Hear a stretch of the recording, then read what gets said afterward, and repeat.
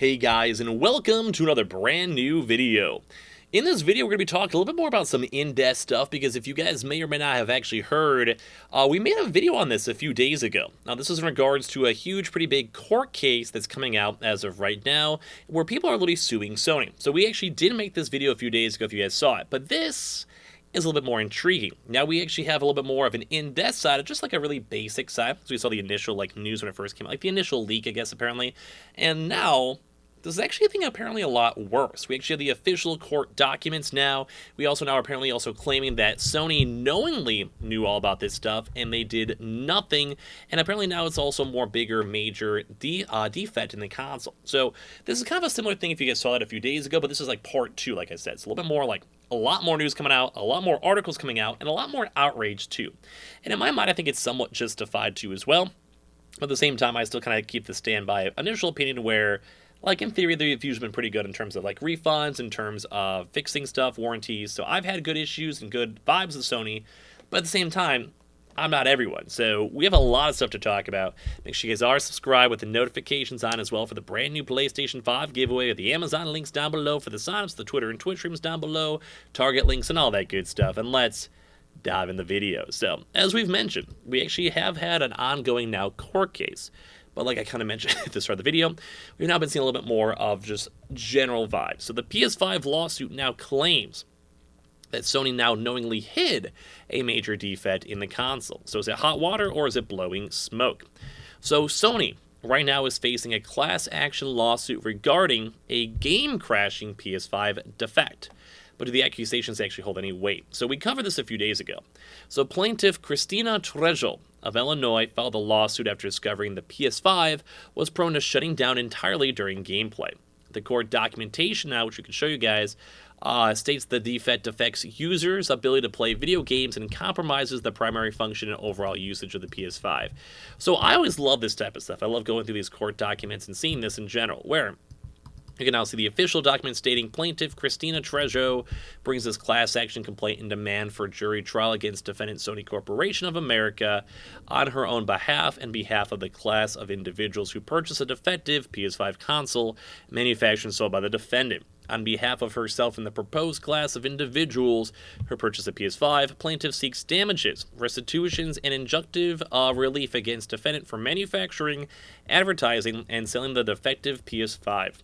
Plaintiff for her class action loss complaint alleges as follows: upon personal knowledge as to herself and her own acts of experiences as all the other matters, upon information and belief, including investigation for her attorneys. So basically, this is a huge big thing, kind of explain like what the PS5 is, what the issues are, etc. And this is the big comment. Defendant's PS5 contains a defect that causes the console to suddenly crash and power down while the user is playing video games that they purchased, quote-unquote, the console defect. While the PS5 can be used for many entertainment purposes, playing video games on the console is its primary function. The console defect affects users' ability to play video games and compromises the primary function and overall usage of the PS5. So this is kind of a big thing.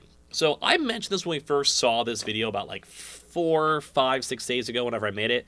And I myself even chimed in saying I had to go to Sony and have my console fixed. My initial console was completely bricked. It did not work. Basically turned into the same issue where it would just suddenly crash, power down, not be able to launch games. And it was honestly pretty bad. I was pretty upset. It was the first week. We didn't know if I was going to get my console fixed, how long it would take. There was actually, I think, even sponsorship opportunities I had for my own channel. Not that it matters too much, but I think for Godfall, they wanted me to do some sponsor stuff, but only for PS5, and sadly I didn't have my PS5, so just couldn't do it. So now let's get a little bit more on the serious side.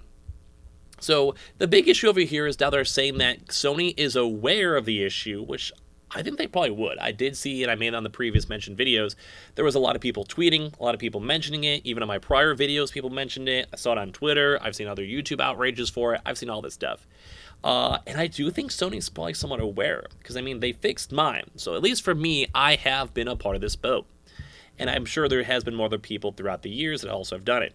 So the defendant, who was in control of the manufacturing, marketing, and advertising and sale of its PS5, so Sony, was actually secretly aware of the console defect through warranty repair requests, which is exactly what I said in that first video. It's just more intriguing seeing the actual layout of it instead of just being a cash grab. But This is me. I literally, I am a part of this. I am, like, literally could watch one of my first YouTube videos was that. Online customer complaints, which once again, we are also in support of this. I've had people complain, I've had people tweet at me and everything else, and also for online services. However, despite its knowledge of the console defect, defendant failed to and continued to fail to disclose the defect to consumers prior to them purchasing a PS5. Now, once again, this is kind of weird, mainly because they're also pushing the fact that Sony hasn't done anything. It's kind of weird because let's say you have a car. Typically, like, you're going to have issues as you're running hardware. Think PCs, you're going to have issues as time goes on. Maybe things break, they get dislodged, whatever. So it's kind of a 50-50 on if this has legs or not in terms of proper court. Like I said, though, I have seen people have this specific issue. So this is actually something fundamentally from Sony's design. If they research that, this would mean that there would be a case. Because if Sony themselves specifically had a bad hardware design, that is the perfect example. Because it's their fault. They thought they messed up. So that's a big thing to know. But as well, like I said, I think a good example is really cars. Over time, like, you could have someone who has a car that runs perfectly for 10 years, or maybe you're someone who's unlucky and you get a car and you have an issue for 3 months. Don't forget about shipping. Can maybe have your console get messed up. Maybe you have like a defective unit. Maybe there actually was a big recall that should have happened.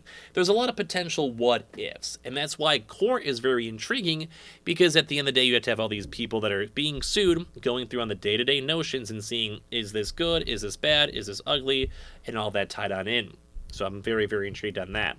So the plaintiff, like other consumers nationwide, purchased the PS5 based on the express and or implied representations, depending on this too as well. And this is a big thing where it's not public. I have other notions and mentions too as well to makes not in, and as well, just a lot of folks are very intrigued. So apparently they're trying their best to push like a $5+ million deal, depending on what they can go get in the first place, how many sales, how many number of sales, and everything else. So it is very intriguing to go and see on how in-depth this actually is. Now, do I think it has legs throughout this? It can kind of go either way, but they're even like quoting up like Amazon things where it's like the PS5 is a huge buggy mess. Game crashed within 5 minutes and it's completely unplayable. Now, for me, I'm going to be a little bit more on top of this, though, too. But, like, we have been seeing a lot of these comments. Like, they're even quoting Reddit comments and stuff like that. Even my own YouTube video. Like, I'm not trying to be too anti-Sony here.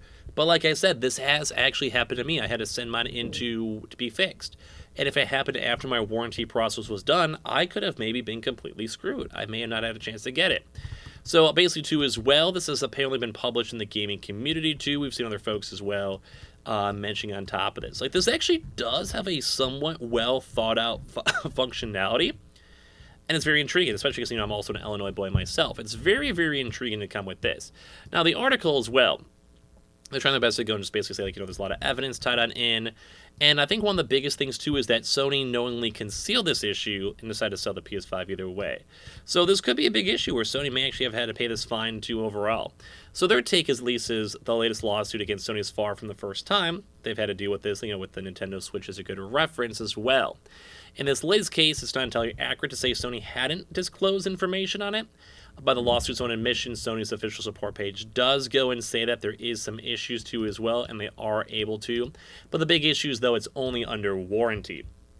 So if this is a specific issue that's a mass issue, you don't want to wait until it's 1 year and 1 day. You want to make sure it's good for the rest of your console's lifespan too as well. So basically, yeah, there's been even issues as late as July 2020 popping up too, and this has been a 2-year-long issue.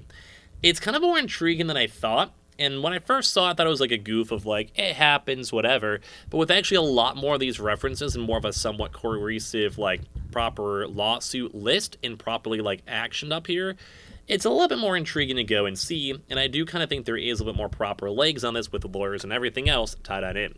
So give me your thoughts on this. Do you think this is something that Sony should worry about? Should they sue about this? Should they care about this? And give me all the details, because I myself am very curious. As well, as per usual, let me know if you have also had these issues.